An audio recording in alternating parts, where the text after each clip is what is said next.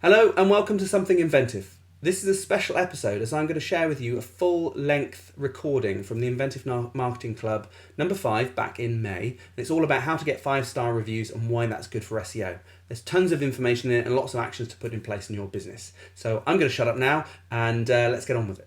Today we're going to talk about how to get 5-star reviews and why I think they're good for SEO. So before we get started, I just want to set the scene as I always do, and I want to go through different ways we can get reviews and just make sure we all know what I mean by reviews and make sure we're on the same page. So the first example here I've got is on LinkedIn. Now these are reviews, but they call them recommendations.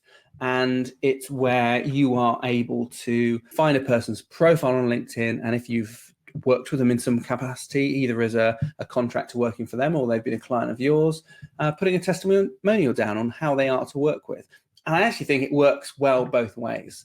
I think it's really good if you get a customer testimonial from someone who's paid you to do some work for them, or the other way around. If you've worked for another company, I think it's nice as a contractor or employee that you can give a testimonial to them. I think they work both ways and benefit each other. So in this particular example, we've got recommendations. Unfortunately, and I think this is a shame, let's push down the bottom of LinkedIn. They're not as highlighted as I think they should be. LinkedIn does have something called endorsements, where you can say Ben is good at marketing, for example, which is slightly higher up. I think we can just see a little bit poking into the frame here. But I think recommendations are more important because A, they're more difficult to get and they're from people. They're really giving you some direction on what that company would be like to work with. Now, the way to get recommendations in LinkedIn is to, well, you can do them two ways. You can either just give them or you can ask for them. You can send them a LinkedIn recommendation request, maybe putting some information that you'd like them to touch on, and then they'll get that request and then they can fill out their feedback and send it back to you. But another good way is to give people a recommendation first. I've often found that you will not get as many recommendations back as you give, but it's often a good way to start because you're starting by giving, which is always a good way to start a relationship. So that's LinkedIn and their recommendations. So moving on, we've got reviews in Google Ads. Now, these are automatic. I'm not going to talk about them much, really. We don't do a lot to do with these. But if you have a Google ad and you have seller ratings via your merchant account, then if you have over 150 reviews and an average or more than an average of 3.5, then they will show on your ad. The nice thing about this, and I think that the positive element about reviews on any platform, is that usually they highlight you in some way, either by the number or the rating of the review. In this case, you get orange stars, and that makes you stand out. Next, we've got local search. Now, I think this can be important to a lot of people where they find maybe they're trying to optimize for search engine optimization, but finding it tough. Actually, you can get found in local search if you play your cards right. And this is using Google My Business. And if anyone doesn't have a Google My Business account, they should get one set up because it's free and it's a really good way to put your business on the map. Literally, quite literally, every pun intended there. Generally speaking, with Google My Business, Google is looking at the distance you are from the center of that location. So I'm just looking in Cirencester here, so we can see loosely it's in the center of the A429 there. That's where we consider Cirencester. That's where we got a cluster of accountants. And it's going to list the top ones who are closest to that area. And then as you move down the list, they're going to be moving further away from that. You can counter that a little bit by reviews. So getting more 5-star or highly positive reviews is going to enable you to just trump that list and jump up a little bit further. Again, like with search optimization, there's a lot of unknowns here, but it does seem to be that you should make sure your profile is correctly listed, and if possible, put a keyword in that relates to what you do. So in this case, accountants or chartered accountants. Make sure you get your locality right, make sure you get your categories right, and then try and get reviews on it. I won't go into too much depth, but it might be a good topic to look at Google My Business as another subject for an IMC. So you can also collect reviews. So we've done a workshop this morning actually, and I have a review sheet like this. Possible that people can write feedback on here. Well, I might want to put that feedback onto our website. In the case of this is the Graze website. I don't know if any of you have tried Graze, but they're lovely little nibble boxes that you can get through the post. Ideal gifts for people, really, because they're relatively cheap at under £4 and nice and fun. I know a lot of our clients like that sort of fun gift. But in this case, so Graze have used a system called Trustpilot, and they've got Trustpilot to collect reviews for them after each sale, and then they've added them manually onto their website. Group here called the Worcestershire Education Network. On here, we can see 3 reviews, and these are actually just pulled directly from the Say Hello website. So the reviews actually go onto the Say Hello website, like Trustpilot, but then there is a little embedded piece of code here which brings that information through from Say Hello. It's a bit like embedding a YouTube video on your web page, except in this case, you're embedding testimonials. The benefit with this is they're going to be updated. So as you get more reviews on Say Hello, it's going to be updated on this website. Here's another one in Facebook. Now, I like about these is they show up front before any updates. For example, I go to kickboxing locally in Cirencester, and if I were to scroll down and try and keep up to date on their feed, then I'm going to generally be scrolling past this information, so photos and recommendations and reviews. It's a really good way for people to see your rating. So it's a really good way to make sure your reviews get seen, and also to make sure that people are encouraged to leave a review.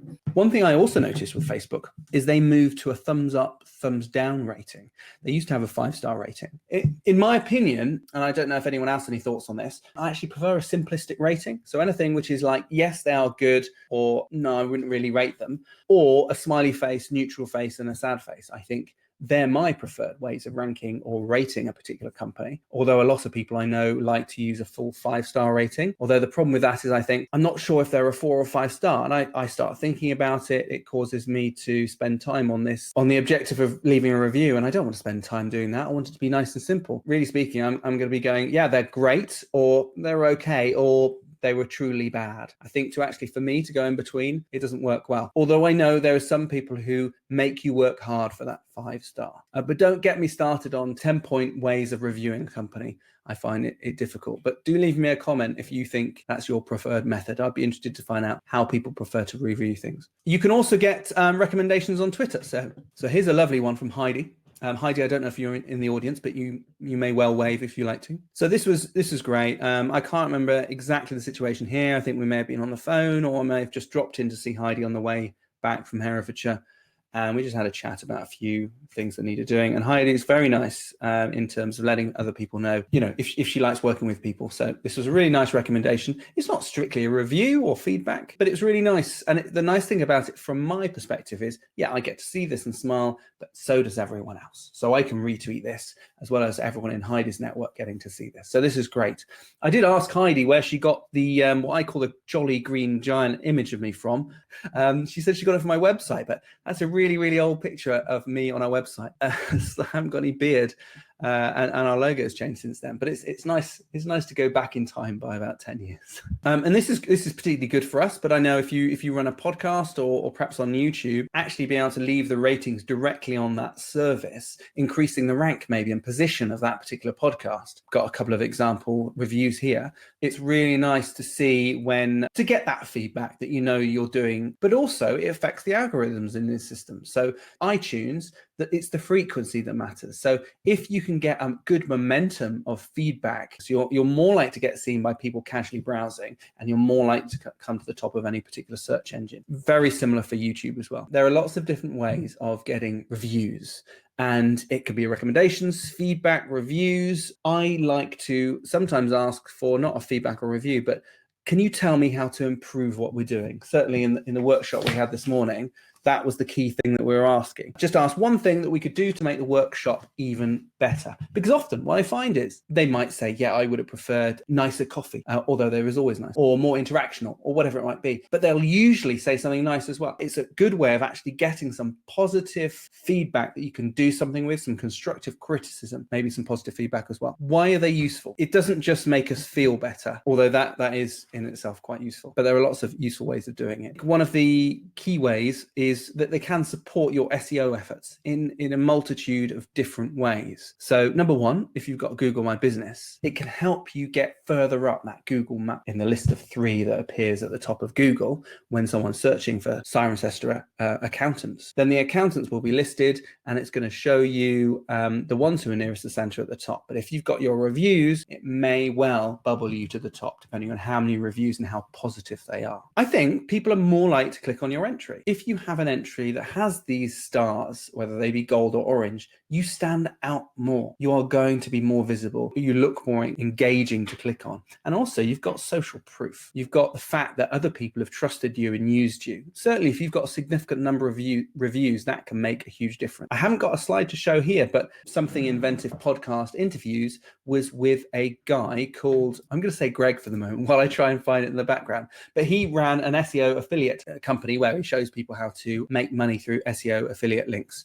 And one of the things he did, which was quite unique in terms of trying to get feedback from people, is he would offer you the opportunity to get back the investment you put into his workshop by giving him a testimonial. One, I asked him about this. He knows that not everyone's going to take it up, otherwise he'd be out of pocket. But also he knows that it's certainly in the early stages, that's the thing that really mattered. If he wanted to leap over everyone else, he needed really good reviews and he needed to be mentioned a lot. So whether that review was put onto his site directly or someone put it somewhere else, then that could help with search optimization that way. So that was quite interesting. I can't actually remember the link now, but it'll come to me. But basically SEO affiliate domination. When I find the link, I will try and put it into the notes here so you can have a look, but that's on our podcast. So definitely go and listen to that. I think, people are more likely to click on your entry, and we've talked about improve organic rankings. I think there is an ability to use schema, which I think we touch on in this presentation, to use schema or structured data as part of your website, and you can reference the reviews you get from Google My Business, or in fact any other review source, and that may give you an uplift in your search rankings. It's certainly been recommended by our SEO partner that we work with. Heidi's come up with a few comments here. She said reviews are great, third-party endorsement without saying we're great all the time. Absolutely, Heidi. I mean, that I didn't mention that, but that is one of the great things about reviews, is that you don't have to say how great you are yourself. Some people find it really difficult to say how great they are. I don't mind so much. I just often find that I'm not sure how to articulate it, and it's not so genuine if it comes from me. If it comes from someone else who's worked with you, who's found you friendly, useful, it's really nice to hear it from other people. So Heidi, you've got a comment here. Remind us about your review software development, please. Yes, I will. Thank you for asking that. I will come to that at the end. So Heidi's asking, I think, about Sayhola. So basically, yes, I think getting reviews can support SEO. Certainly will help you in that local Google map pack when someone's searching for you locally. Helps people click on your entry because you're a bit more visible. It's got a bit of that social proof in there. And also it may help you in organic rankings if you combine it with structured data. Now, this actually came up in a talk this morning when we were talking about SEO in the workshop, and we touched on reviews. One of the great things it gives you is the language that your customers use to describe you. I might help people with search optimization. We might help people get more leads to help their business. We get people up to number one in Google or whatever it might be. That's difficult, by the way, so I'm never going to promise that. But there's lots of different things we could say, or I could say about the way we work. But actually, when I listen to customers and see what they say, it's so much easier and nicer. And you can use that text in your language back. So you can reflect all of that language back onto your website, back into your website copy, your blog articles, your tweets, your conversations with clients. If you get down to a sales meeting, you can use exactly that same language back to them. And I think that can make a huge difference. The little picture I've got on the slide here is showing a guy with two cutout avatars. Now, an avatar or a persona is where you take all the essence of your customer and try and boil it down into maybe a description, give them a name, think about what their pains and problems are, sort of why they might be seeking a service like yours. You might also be looking to determine what influences them to buy at different stages. What are they interested in when they're just in need of a product, through to when they actually want to buy, what do they need to know, how important are different factors for them. If you get reviews, that can help you understand your customers better and help develop these personas. Now, I'm not going to talk about just personas, but it might be something good to touch on later and really go through that process of how you might develop a persona. So it helps target SEO. Again, using the language they might use in search engines when they're searching on SEO, you can make sure those words are in there. And yeah, I think it just feels more comfortable, because when you're looking at a website and you can see people in the pictures and you can read the language and it reflects you, it feels like you or part of your tribe or the people you like being with, it's going to make it easier to get in touch with them, or more likely to get in touch with that company. Bring your customers closer. So I found this personally, but I have read an article on this and I can't find it now, but just through anecdotally and through a little bit of I won't call it science, but through other readings, I've found that if you get someone to review your service or your product, and you can do that with an image of them or a video, that positive review of them talking to you in video is more likely to reinforce the opinion that they hold about your company. So if they like you, they're more likely to give you a review. If they give you a review, it's going to reinforce their opinion of your company anyway. And that can be a good way to encourage people to talk about your business. Because if nothing else, if you have a fun, interesting testimonial, video, or even just a bit of text, someone may, depending on how you're using that testimonial, they may go, oh yeah, I said that. They've got that on my website. I noticed the other day on Basecamp, which is a bit of software we use, I scrolled all the way to the bottom because I was using, they've got actually quite a nice testimonial page where you go to their clients page, and a lot of testimonials that they've got from clients, there's hundreds on there, are listed on that page, and I'm at the very bottom. So to me, it brings a smile to my face that I've actually been seen on there. But essentially, yeah, it reinforces your view on a company. So actually getting people to leave a testimonial, particularly if they've got their image associated, will reinforce their opinion and make them more likely to refer others. Again, it's how far you go with that review. I will often, depending on how it works out, if someone reviews us or gives us a really, really good feedback at the end of a project, then they'll get a nice treat for doing so. I think Gray's box there. And that in itself, they've done the review, well, that's fine. But actually getting the Gray's box, that sticks in their mind. And that's something that may bring you to mind for other people. So maybe it's not the review, but it could be the way you handle it afterwards and thanks. Okay, so how to collect reviews. So I'm just going to run through a few different examples of how we collect reviews. In fact, before I do so, let me pull up the link to Greg Jeffries, the SEO affiliate. I'll pop that in the notes for everyone there. This is how we collect reviews. And generally speaking, I would say do so after a positive engagement. Do so when you want to get the right customers to give you a review. What you don't want is just be seeking constant reviews after every transaction. I think that might lead you to annoy people at the very least. And they'll start ignoring your feedback and reviews. So certainly asking after the right time period and not asking too frequently, but also trying to ask after a positive engagement. So choose that engagement wisely, because if it's negative, you're going to get negative feedback, which is fine. But if you're asking them to go onto a public review site and they've just had a crap experience, then you know what review you're going to get. So the first example from us is a project follow-up message. So this is loosely based on a template that we use. Once we finish a web development project or a small ad hoc project, then we might follow up with some website like this. What I try and do in this particular message is give them an idea of what we want it for, why we'd like it, what would be useful. I try and make it feel like the person's doing us a favor. I mean, they are doing us a favor, but trying to show that because people are inclined to want to help if they're giving you a favor. I mean, in some cases, I actually ask, would you'd make my day if you did me this favor and filled out a review for us. It can actually compel people to leave a review more often than if they weren't going to do that. In fact, Lou has written a piece on that on our blog. I don't know if I'll be able to find it while we speak, but it's something to do with a US president. I'll see if I can find it at some point and put it on our newsletter. But what we've got here is just a list of questions, what the need was. So really that's understanding the pain points. That's going to help with developing the avatar. Has it achieved it? Have we done our job? Have they got any ideas for the future? That opens up the conversation for us to talk about other projects and ideas. Any snags or niggles, because I want to address those first. And I want to address those before we get to the recommendation, because I want to almost get that out of their head before they think about that. And then this line, which I quite like, and I like it because what it does is if you were to copy and paste the answer, it gives you something you can almost directly use as a testimonial. And that is, if you were to recommend Rather Inventive to a friend or colleague, how would you describe us? So what we get is the customer's language written down, describing how we worked with them for their particular situation. And that seems to work quite well. And I'll come back to that actually as part of Say Hola, because that's one of the sentences we use. This is a bit of feedback gathering from Riverford. I think this came on our 5th box from Riverford.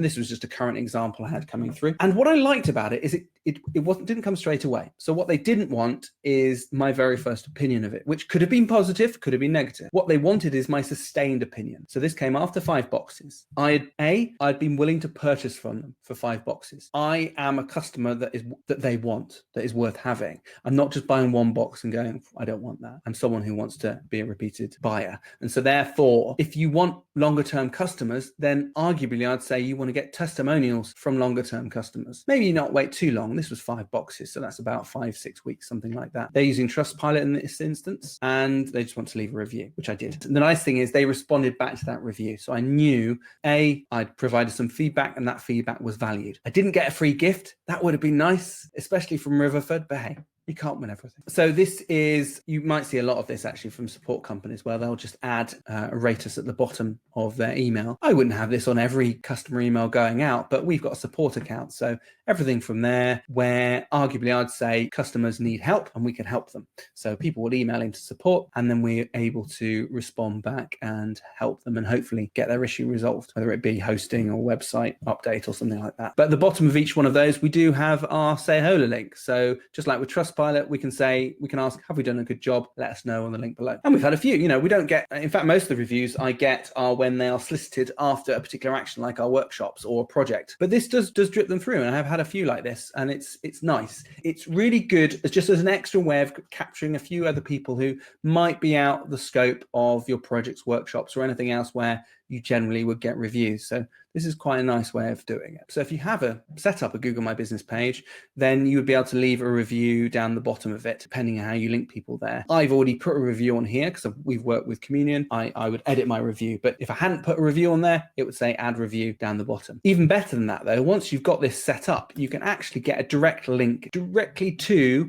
the review box. So in this case, I'm using us as an example. If you follow the link that is shown in the notes there, then that will basically a description of how to generate a unique link straight to this page. If you were to link to people from your website or from an email, you can take them straight to this Google review page. So they don't have to find the button. They can just click on the 5-star and rate their experience. And that's nice and simple. So if you go to support.google and then their answer 7035772, you'll find that there. Anyway, getting onto this particular page, I think whatever process you go through, say thank you in some way.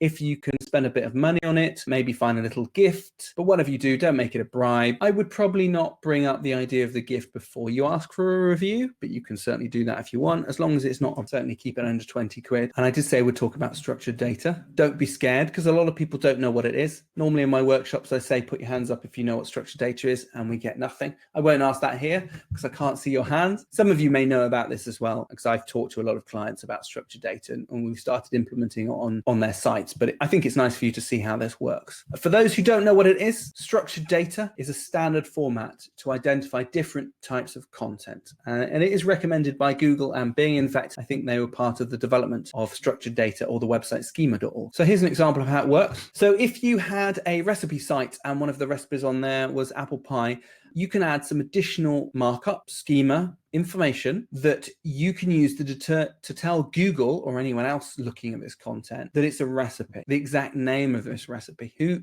is the author of this recipe, and then other details like the ingredients, the method, and so on, as well as the average rating. So if you do have ratings available on your site, then you can apply them in this schema data and apply them to your site. Now, I'm not saying that this is going to be relevant for you guys as an audience, but it's a good example to show that if you want to get in one of these content boxes that appear often at the top above the search results, specific things, it does tend to be for specific types of objects like recipes, then you'd want to make sure you've got your structured data in place. So Anita, you had a question here. What format is best when obtaining reviews? Do you recommend click the box online or fill in a form? Okay, so basically you're saying what's the easiest way or the best format for collecting reviews, particularly from the client's point of view? Is it going to be online or fill in the form? It's a good question. I would say try and do both, because A, won't capture everyone, and B, some people prefer online stuff. Like I prefer doing things online. Some people prefer doing things when they're in the moment. So for example, I don't know if you were on when I was showing this, Anita, but this is our workshop notes form. Now forget everything at the top. We're looking at this bit at the bottom. It's not truly feedback as such, but it is asking a question that can incite for that. I think to get all of this information, it's a lot easier for me to ask for it in the workshop. As much as I would like people to fill it in digitally. It just doesn't happen so much. It's just not always going to happen. So what I do is I get people to fill out feedback forms when they're there, but I'll also follow up a day or two afterwards with further notes, and I will get a review of what they thought about the workshop at that point. Now, also what I do is I'll follow up within 30 days. The follow-up might be on Skype or something like this, a video conference, in which case, if they've had a service, I might be able to, if they haven't given me a review, I might be able to seek another review at that point. For me, trying to get the review as near as possible to the transaction is best. It's, as I said before, a positive transaction. If you can get a positive transaction and ask for a review soon afterwards, that's going to be better. If you leave it too long, people will either have forgotten the experience or won't be bothered. So it's best to try and do it as soon as possible. Online is often easiest for me, and it's most preferable from my point of view in terms of collecting data. But I think it depends. It really does depend on your audience. Maybe if you post an example, and we can talk about that. So this is structured data and why it is useful. And this is just an example from Apple Pie. So here's an example from a client and why it might be useful from helping an SEO point of view. This was a screenshot taken when we just implemented this not long after the schema was put onto their website. In fact, let me flick to the schema so you can see it. So on this particular website, we put in this script, which is called JSON script. And it's a way of representing information where you can see you've almost got fields like name, and then you've got a value, which is their Selmac metalworking machinery. So what we could do is we could put this on the contact page of their website, and it's going to give us additional information like their contact details. It's going to tell Google this is a company, this is their name, this is what their logo is, and then also what other properties they've got around the internet that relate to them. Again, this helps Google tie up entities so it knows where all the information is. Plus, we've got this aggregate rating. Now, this was just manually input. So we've got the rating value and review count need to be manually changed in this case. And they come from Google My Business. Once this is put in, after a period of time, once Google goes back through and re-indexes the site, when the contact page comes up in search, this is what it's going to look like. And it's going to help highlight the listing with these review stars. As they get more reviews, they should go back and add them in. There's a mechanic in the back of the WordPress website where they can do that. But this is just for the contact page. Obviously, if you've got products,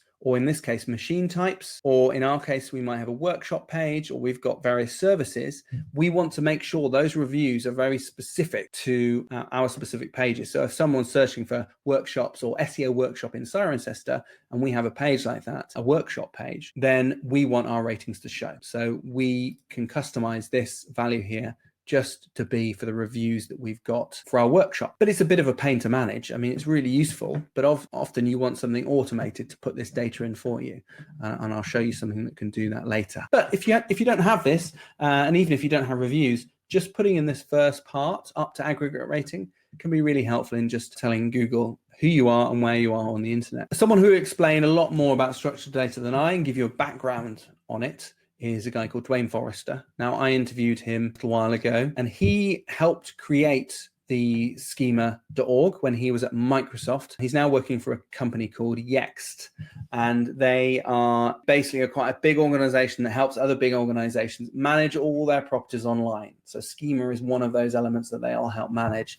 But, they'll make sure all their online profiles are correct, up to date, and synchronized, really. So, yeah, he knows a lot about that. It's a really good interview. I recommend you listen to that. You can find that on our website if you just go to our blog and search for Dwayne, or you can probably just search for Dwayne Forrester, Something Inventive Podcast in your podcast player, and it should come up. So I'm going to come back to what Heidi was asking about, which I've already spoken to Heidi about this a little while ago, and it's a bit of review software that we've developed, and it may well help both what I was talking about in terms of collecting reviews and maybe answering Anita's question, but also about structured data and a way of managing that process as well, because they're both relevant. I will talk you through it. This is a product that we've made called Say Hola. It is free to everyone, although our customers or paying customers get a more advanced version where we can customize it for them and tweak it and link it to multiple profiles. It is open to anyone, and I'll walk you through it. So essentially what we want to do, or the reason I came up with Say Hola and created it, is because I wanted a simple way to collect testimonials online. I either wasn't happy with the other solutions that were out there, or they're expensive. So I didn't want to, it just wasn't something we could recommend for some of the level of our clients. So we came up with this very simple system. I wanted it to ask just one simple question, or get two bits of information really, which is A, were you happy? So that's what the thumbs thumbs up mean? Were you happy with this? And if you were, can you give us a testimonial? Now, if you were to ask people, are you happy? That's fine. They can answer that. But if you say, can you give us a testimonial? They may not know what you mean. It may give different results. I wanted to reuse that question that we've used in our project, post-project survey quite a lot, which has always given the great testimonials broadly out of it. But also, if they put no, then I wanted to change the question. I wanted to find out what we could do better, particularly for us, but any company who's using this. So the question alters depending on whether they put yes or no, because we want to seek different information. If it's yes, we want to say, how would you tell other people? If it's no, how would you tell us? But what information can we do to make it better for next time? Yes, it goes, thank you. Now, if you were to recommend Rather Inventive Marketing to a friend, what should you say about it? And then this gives us our testimonial. And then if they want to be associated with the feedback, their name and email in there, and then submit. Very simple process. It's basically 1.5 questions. Once that's done, it's going to lead them onto the next page. On the next page, again, thanks them for their feedback. That feedback has been submitted. They don't have to continue anymore, and they can close everything down. From your point of view as a customer, you get that notification straight away as an email. So you get that feedback, and if they've named it, it's going to put their name against it. So that's great. So you can thank them personally at that point. You can get back in touch if they've left their email. We can ask another question. Would you go a few steps further and review Rather Inventive on one of the following websites? Now we've got 2 listed here. The interface actually changed a little bit since I took these screen grabs. We've got a slightly better question, which hopefully gets a bit more feedback. Thank you to Aaron Kernahan for that from Eclipse. But basically at this stage, what we want to do is say, well, that's great. Now, are you able to then review us publicly and take the review? Ben and his team are so helpful. I made that up, by the way. That's not a real review. And then put that onto a different platform like Google My Business. If they can do that, that's brilliant. So not only we didn't know the feedback, but it goes publicly. Can they put it on as a tweet? We've also got links into Facebook, Houzz, and iTunes if you've got a podcast. And there's other ones we'll be adding, like LinkedIn, and I want to add a YouTube one at some point. So there's lots of different things there. Because I want people to go a step further. If they're already feeling well disposed to us, can we take a little bit of an advantage and ask them another question? We've got some other ideas, and I'll be interested in your feedback in this in terms of building in some thank you gift, like a Graze voucher or a coffee or a discount voucher if you're a shop, and that can come up at the end so they can print it out and take it with them or show it to people in store. I don't know yet. It's an interesting way of just saying thank you at the end. But essentially, the goal has been achieved. We've created something which is, I'll go back to that slide, easy to link to. It's just a URL. You can just link people straight to the ask page. You don't have to have any special codes in there if you don't want to. They can answer basically 1.5 questions. And if they have enough time, then they're likely to do this. Now, the conversion rate through to these extra services isn't terribly high, but it's better than not having them at all. An example, if you were to click on Twitter, it actually gives you some instructions on how to achieve that, which I found useful because some people may not know how to do it. And in fact, tweeting is probably the easiest way because you just click on the link. It's taken your testimonial, created the tweet for you. You just need to sign in and press tweet. So Anita, I don't know if that helps answer your question in terms of what's the best. But I would definitely think a short online form is more useful generally. But if you're in person with them, like I was this morning in our workshop, I think actually a form is probably the best, unless you're willing to hand around a couple of iPads.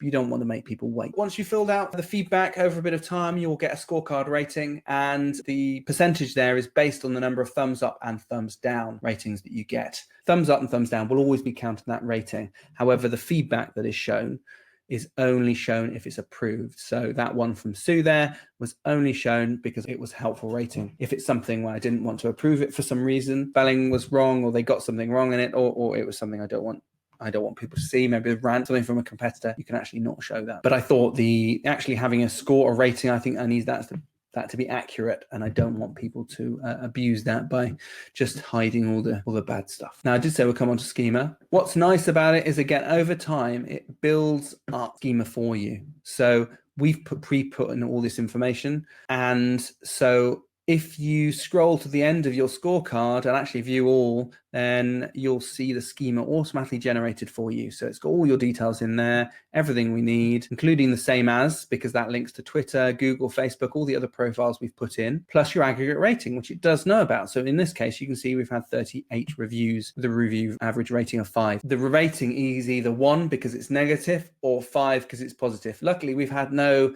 negative reviews, so it hasn't brought that average rating down. But if we did, it's going to bring that average rating down. And then we can just copy and paste that and put it straight onto our site. I didn't put an example of it on there, but we're actually generating a bit of code for WordPress sites where it would automatically pull that information in, this particular schema information, onto the site along with the reviews. So you don't have to do anything. Every time you get a new Say Hello review, it just automatically updates it on there. That particular one is that short code, and plugin is only available to customers or paying users, but there's nothing to stop you just copying and pasting this particular information here. So if anyone wants a free Say Hello account, just get in touch. Just email me, hello@ratherinventive.com. And I'll sort that out for you. It's completely free. It's something we want to build up over time. And I believe it really is a very easy way to collect feedback compared to some of the other systems I've seen. So we're rounding off. What would you like the next topic to be? I've got SEO, search optimization, image editing, and I don't know how much we're going to cover with that because there's so many different things. We could even look into how you might find images online and just sort of broadly talk about images and how they're used online. Google Analytics or something. Right, so I want you to vote on the poll. And we've got SEO, image editing, Google Analytics, or something else. I should have some dramatic music while people are doing this. Maybe I'll just drum roll. Oh, SEO and image finding and editing. Have we got one person to break the deadlock? Otherwise, I'm going to have to choose SEO. Oh, okay. So, Anita, as you put in SEO there, I think we can cover that. Brilliant. Okay, that's great. So I did give an SEO workshop this morning, so we're already primed on that. I've got some great topics to talk about that, so that's ideal. So if you're listening and you're not a member, you came in as a freebie first one, then you can join our club for just £250 for the whole 12 months. And at the very least, you're going to get one of these club webinars every single month. If you're already a customer or you've been invited on, or you're part of one of our sort of one of the networks we're part of, then you don't need to join. But if you're just coming on for the one show, then you can just join and you can buy it directly online via Inventive People site. We're also hoping to put more into the club over time. But thanks very much, guys. Hopefully you have enjoy the rest of what's left of the week and the month, and I'll catch you next one. Thanks for listening all the way through. I do hope you found that insight into our marketing club interesting and you've got lots of actions to take away. If you want to contact me, I'm @BenCanale on Twitter, or if you want to guest, you can contact hello@ratherinventive.com. You can find the show notes for this episode, ratherinventive.com/podcast. And if you want to support the podcast, you can do it just by telling other people, or you can give us a rating on iTunes. Or if you found the club useful, head over to inventivepeople.co.uk, look at the marketing section for our club, and you can find out more there. Thanks for listening. Bye.